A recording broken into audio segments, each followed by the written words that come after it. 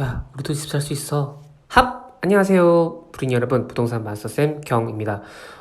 사실 뭐 지금 인트로라고 말하기 무색하게 지금 바로 여러분들 아시는 분들 아시겠지만 지금 농협은행발 해가지고 은행에서 11월까지 뭐 주택 잠보 혹은 전세 대출 전면 중단한다고 했는데 이게 지금 농협은행발 해가지고 도미노처럼 이미 다른 은행들도 조금 퍼지고 있는데요. 우리은행이랑 SC제일은행이 있는데 한번 내용을 좀 봐야 될 것 같아요. 금융당국 압박에 24일부터 시행, 8월 24일부터 시행을 한다고 하고, 기존 대출 증액도 안 되고, 대환 대출도 불가한다고 하네요. 그래서 풍선 효과로 다른 은행을 번질 수 있다. 뭐 이렇게 나와 있는데요. 뭐 모르겠습니다. 이게 뭐 가계 대출 급증세에 따라서 금융당국의 대출 죄기 수위가 높아지자 내린 결정으로 보인다라고 기사는 나와 있습니다. 그래서 지금 다시 보시면은 농협은행은 24일부터 11월 말까지 신규 주택담보대출과 전세대출, 아파트 집단대출을 중단한다고 이제 밝혔습니다. 19일에. 그래서 뭐 기존 대출 증액도 안 되고 대환대출도 불가능하다고 하니까 근데 이제 단 부동산을 담보로 한 긴급 생계자금 대출과 증액 없이 기존 대출을 단순히 기간만 연장할 경우에는 예외적으로 취급한다고 하는데, 신용대출은 또 이제 중단 대상에서 제외된다고 해서 뭐 신용대출은 되는가 봅니다. 그래서 지금 문제가 되는 게 뭐냐면요. 실수요자들 있죠? 이제 잔금 치르는 분들. 이제 입주하려면 잔금 치르고 이사를 해야 될 거 아니에요? 전셋날, 뭐 이사날 해가지고 잔금을 치르고 입주를 해야 되는데, 지금 그거를 농협에서 못하게 됐습니다. 그래서 밑에 보시면은 11월 30일 이후에 대출을 재개할지는 아직 정해지지 않았다 이렇게 나와 있고, 뭐 농협은행에서 주담대를 받을 예정이었다면은 23일까지 접수를 끝내야 심사를 받을 수 있고 24일부터는 아예 접수가 되지 않는다고 합니다. 이 가계대출을 중단한 요인으로는요, 이 높은 규모로 늘어나는 은행 가계대출 때문인데, 지금 이 밑에 그래프, 통계청에 나와 있는 그래프를 보시면은, 은행 가계대출 증감이 계속해서 늘어나고 있고, 사실 계속해서 늘어나니까 이제 금융당국이 압박을 해온 거죠. 네, 그래서 여기 이례적인 조치는 금융당국의 강력한 가계부채 관리 의지도 영향을 미친 것으로 보인다라고 했고, 이제 지난달에만 이제 은행권 가계대출 잔액이 9조 7천억이나 급증해서 가계 빚이 증가했다. 그래서 이제 당국은 이제 조금 수위를 높여왔죠. 대출 옥죄기를요. 그래서 지금 보면은 농협은행은 저기 가계대출 증가율이 금융당국이 권고한 것 연간 증가율 5%를 넘어서서, 그래서 이제 강력한 가계대출 관리 방향을 마련하라는 압박을 받아왔습니다. 그래서 뭐 얘 지금 보면은 증가율 8%를 기록해가지고 금융사 가계부채 증가율을 평균 5에서 6% 정도 관리하기로 했는데, 농협은행의 증가 속도가 빨랐다. 그래서 뭐 어쨌든 속도 조절을 했었어야 되는데, 그래서 이제부터 농협을 뭐 이제 좀 중단한다 뭐 그런 얘기가 나오고, 밑에 보시면은 뭐 4대 은행까지는 아직까지 목표치에서 벗어나지는 않았다고 하는데, 사실 뭐 어떻게 될지 모릅니다. 이제 농협은행에서 대출을 못 받았던 분들이 당연히 다른 은행에 가서 대출을 심사를 받겠죠. 왜냐면은 우리가 살아야 되니까, 전세든 뭐 뭐든 이제 주택을 실제로 우리는 이식주에서 가장 중요한 게 주거인데, 무조건 대출을 받아야 뭐 이 잔금을 치를 거 아닙니까? 뭐 계약금 날릴 수는 없잖아요. 그러면은 이제 다른 은행으로 좀 몰리는 이게 풍선 효과가 나타날 수 있다는 얘기죠. 그래서 뭐 지금 기사에는 4대 은행은 아직까지 목표치에서 벗어나진 않았다고 하는데, 이것도 언제 그게 또 모릅니다. 언제 여기 또 그 가계 부채가 증가해가지고 다른 은행도 이 중단할지를 모르는 거예요. 그래서 지금 다른 기사 보시면은 느닷없는 도미노 대출 중단 쇼크라 해가지고 그 농협은행 말로 시작해서 우리은행 그리고 9월까지 전세대출 제한을 한다고 하고, SC제일은행도 주담대 일부 중단을 한다고 하네요. 그리고 그러니까 여러분들 지금 기사를 잘 보시면 이게 조금씩 시작이 되면서 당분간은 대출을 안 해준다는 거예요. 거의 중단한다고 생각을 해도 무방할 정도로 지금 굉장히 큰 이슈인 겁니다. 이게 농협만 했다고 해서 농협만 했으니까 괜찮겠지, 나는 괜찮아 라고 생각하시면 안 되는 게, 이게 점점 다른 데로 퍼져나갈 수 있거든요. 풍선 효과라 그래가지고 여기가 안 되면 다른 데로 몰려가서 거기가 또 이제 위험해진 상황이 발생할 수도 있는 거예요.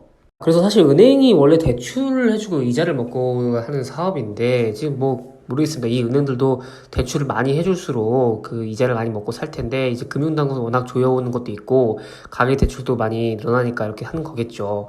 근데 밑에를 보시면은 우리은행은 9월 말까지 신규 전세 대출을 제한하기로 했다. 3분기 전세 대출 한도를 모두 소진했기 때문이다. 해가지고 우리은행 관계자가 지난 19일 추가로 2천억을 배정했지만 1시간 만에 모두 소진돼서 중단이 불가피했다. 그래서 어쨌든 중단했다는 거죠.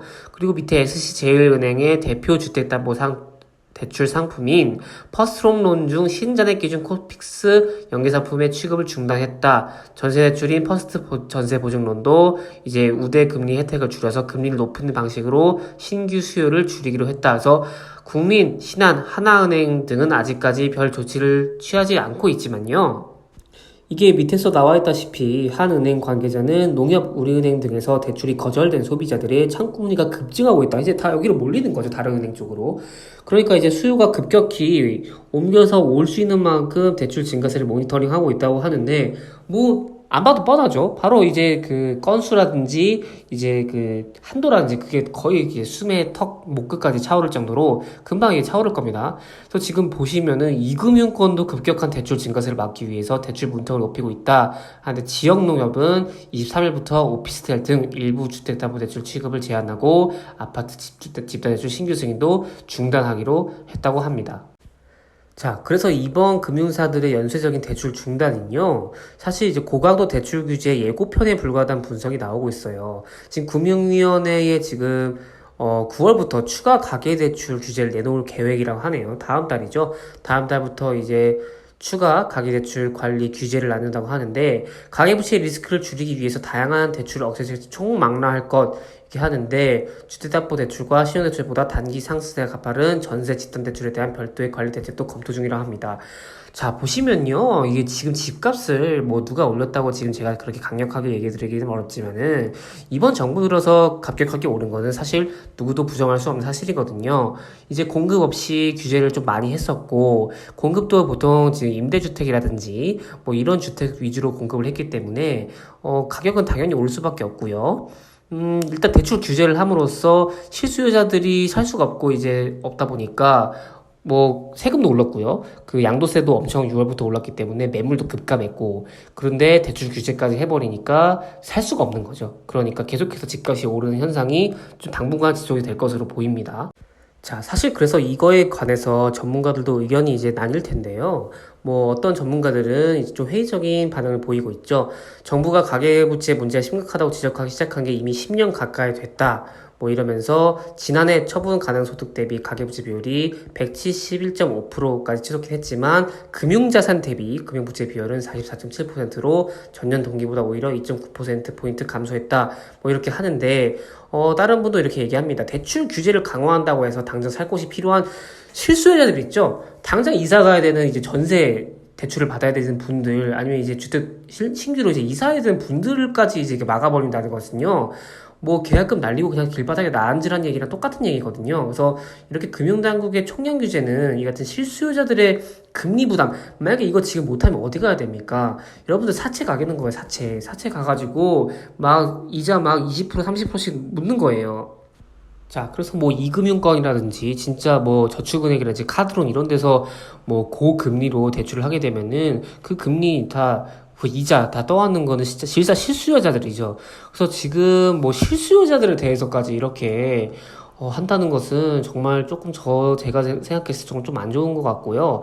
지금 뭐 중국인들이나 외국인들에 대한 규제는 이렇게 없는 상태로 하면서 자국민들이 이렇게까지 규제한다는 것은 굉장히 지금 약간은 좀 이렇게 차별이 너무 심한 것 같고 왜 자국민들한테 이렇게 규제를 하면서 중국인들 이제 제가 나중에도 다루겠지만 PD수첩의 K 부동산 쇼핑편을 보시면은 중국인들은 다 들어가거든요. 그래서 그거에 대한 규제는 특별히 없는데 자국민들만 이렇게 규제를 하고 있다. 물론 지금 이제 갭 투자라든가 이렇게 투기 수요가 이렇게 몰리는 것을 실수요자들까지 이렇게 막아버린다는 것은 제가 조금 불합리하다고 생각이 들고요. 이걸 좀 더 심사를 거쳐서 실수요자들에게 조금 혜택을 줬으면 좋겠다는 생각이 듭니다. 네, 그래서 오늘은 그 농협은행발 이제 지금 주택 관련 대출 중단 사태에 대해서 조금 다뤄봤고요. 모르겠습니다. 이게 지금 항상 제가 인트로마다 우리가 집 살 수 있어 하면서 이제 얘기를 시작하긴 하는데 이게 점점 집 사기 어려워지는 형태로 시국으로 흘러가고 있는 것은 부정할 수 없는 사실인 것 같습니다. 물론 뭐 조금 좋은 집에서 살고 싶은 건 모두 당연한 생각인데, 이게 막 이렇게 평생 임대주택에서 살라고 하는 그런 것이라든가, 뭐 그렇게 좀 서민들을 위한 정책을 내놓는다고 하면서 규제는 규제대로 하고, 좀 그거에 맞는 좋은 이제 그런 정책을 좀 펼쳐서 우리 부동산 시장이 좀 안정적으로 잡히고 모두가 좀 더 주거 안정을 이룰 수 있는 그런 좀 정책을 잘 펼쳤으면 좋겠고, 계속해서 지금 수도권 아파트가 계속해서 오른다는 기사밖에 보이지가 않아요. 언젠가 이 거품은 꺼지긴 하겠죠. 그런데 이렇게 규제를 통해서 실수요자가들 규제를 막는다는 것은 조금 불합리하다고 생각이 되고, 어떤 좀 공급적인 정책을 조금 더 잘 펼쳤으면 하는 마음이 있습니다. 네, 오늘은 여기서 인사를 드리도록 하겠고요. 다음 시간에 또 이제 여러분들에게 좋은 정보가 될 수 있는 정보를 가지고 다시 인사드리도록 하겠습니다. 자, 우리 불인이 여러분 힘내시고 우리도 집 살 수 있는 모두가 집 살 수 있는 그 날까지 한번 열심히 같이 가보도록 하겠습니다. 그러면 다음 시간에 뵙겠습니다. 여러분, 안녕!